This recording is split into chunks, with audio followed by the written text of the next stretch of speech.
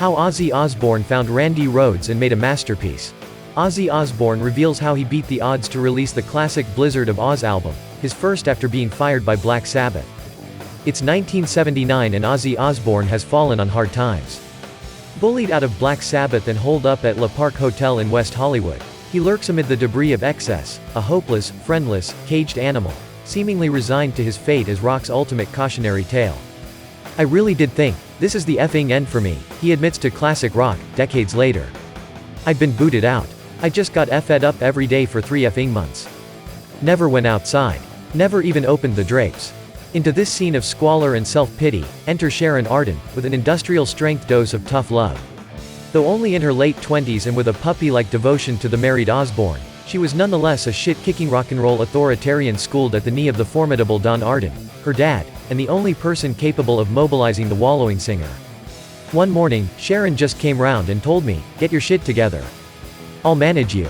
Ozzy recalls, with obvious admiration. "Once she was in the picture, things got rolling, you know." Sharon absolutely deserves credit for getting that album out of me. Auditions for musicians to work with Ozzy on his first album outside of Sabbath began with a notice on the board of Mate's rehearsal space in LA. Months passed, until the arrival of Californian guitarist Randy Rhoads gave Ozzy his epiphany, "like God entering my life," was how he described it, and the pair left the US for initial writing sessions at Ozzy's family home in Stafford, West Midlands. Randy was one of these guys who, when we had a weekend off, he'd get in the truck with one of the roadies and just go off around England having guitar lessons. The singer recalls of their odd couple dynamic. "He probably saw more of England than I ever have. Finding the rest of the lineup would prove more problematic." In her 2005 autobiography, Extreme, Sharon depicts the rhythm section, former Uriah Heep drummer Lee Kerslake and ex-Rainbow bassist Bob Daisley, as talented but unlikable, and their recruitment as a last resort when other players, including Cozy Powell, priced themselves out of contention. "The instant I saw the band together," she wrote, "I could see the dynamics didn't work, but we were too far down the line. In Sabbath, they'd just write something and say, 'Put a vocal on that,'" Ozzy recalls. "I could get the range in the studio, but with a song like Black Bloody Sabbath, I could never get it on stage. Randy was the first guy in my whole career to make it comfortable for me. When I had the melody in my head for Goodbye to Romance _ the ballady, Beatla caged animal, seemingly resigned to his one, I sang it to him, and he says, 'Let's do it in this key.' He was very good at helping me out. The thing that I loved about Randy," he adds, "was that everybody was doing that effing finger-tapping shit, but what he'd do was go from that to a bluesy vibe. He was like Eddie Van Halen and then some. He was a phenomenal find." Despite Ozzy's residual, satanic caricature from the Sabbath years, there was light and shade in the Blizard of Oz material recorded at Ridge Farm Studios in March and April 1980. "I like to go in the studio and make an album," he says. "For me, if it's just effing headbanging from start to finish, that's not an album, it's just a effing racket. I'm from the old school. In Black Sabbath we'd do jazz and all kinds of styles, it wasn't just effing Iron Man every song.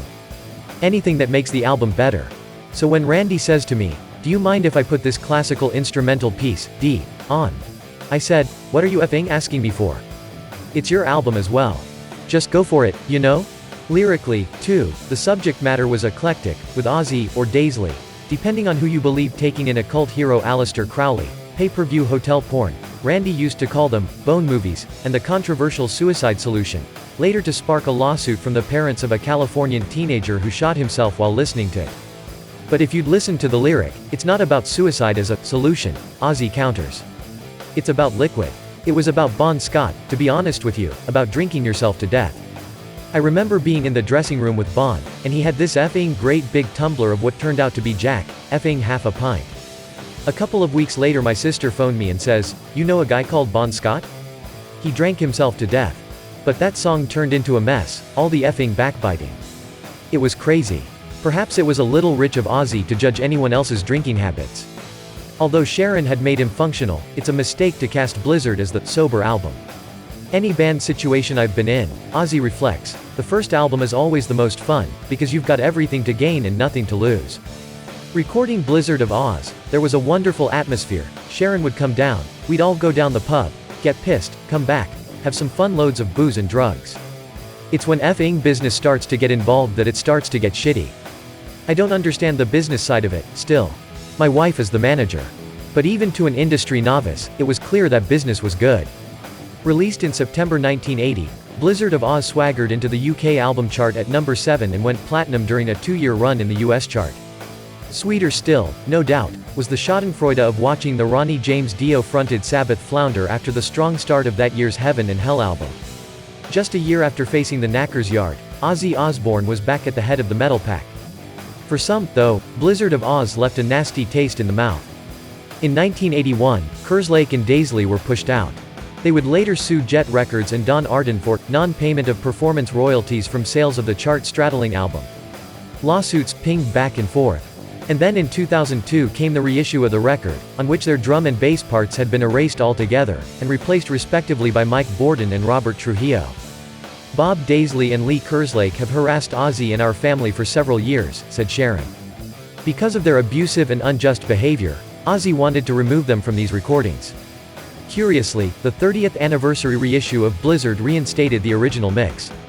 And Ozzy tells Classic Rock that it's something he welcomes. That was the way it was done, you know, he considers. It's this law shit. The re-recording was done because of these effing never-ending lawsuits that keep effing popping up every effing 3 years. If it starts again, we'll have to change it again, because when somebody puts a lawsuit in, whether it's a ridiculous one or not, I still have to get a lawyer to defend me, you know? I'm glad it's back the way it was. We didn't want to change it in the first place, but it was the only way we could stop the lawsuits, you know? Ultimately, to the man in the pit, the legal small print and ethical chin stroking make little difference to the thrill of what is still a pivotal moment in hard rock. Blizzard of Oz is a victory snatched from the jaws of defeat. And it sounds like it, with Ozzy performing with a backs-to-the-wall fire that he's never quite matched since becoming financially secure. People often say to me, "What's your favorite album?" He muses.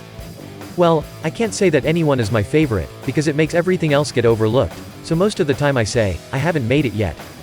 But I think Blizzard of Oz is a fine piece of work. It's one of my proudest moments and it speaks for itself.